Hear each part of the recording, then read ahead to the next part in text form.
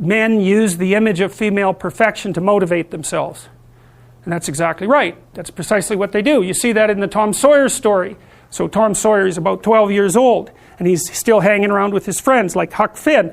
And this girl moves across the street, Becky, and she comes out, and he's struck by her for the first time in his life. Something's changed.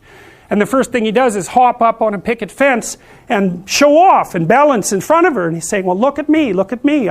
He's like the male bowerbird building something beautiful so the female will approve of it. And it's motivation.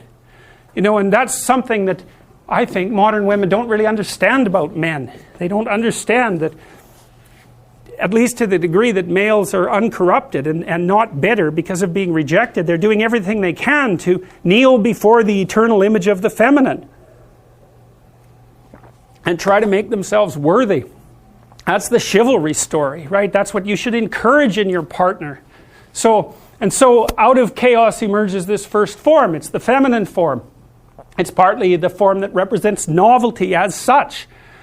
So, and on one hand it's promise, on the other hand it's threat. That you wouldn't believe, and I don't know, because I don't understand the situation with women as well as I understand the situation with men, obviously, being a man. But I don't know if women have any idea how paralyzing they are to, especially young men.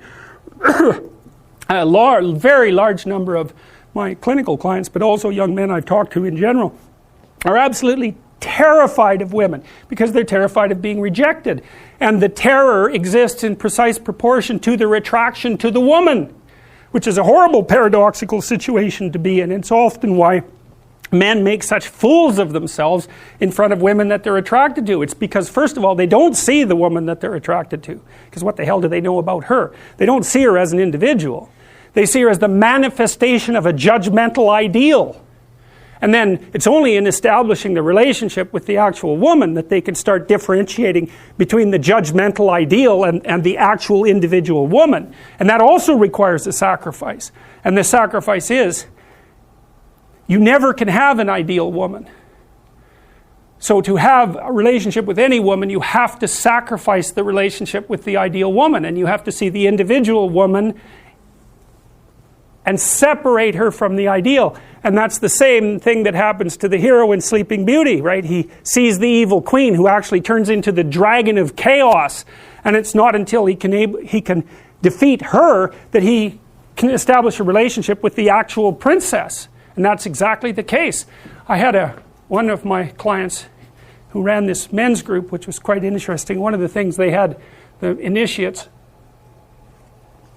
do, which was very intelligent, was to go out and ask 50 women in one day for their phone numbers. Why? Politely, properly, you know. It was a game, but it wasn't a stupid game.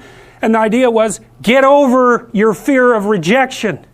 And how do you do that? By encountering it continually and continually and continually, so that you're no longer paralyzed by this.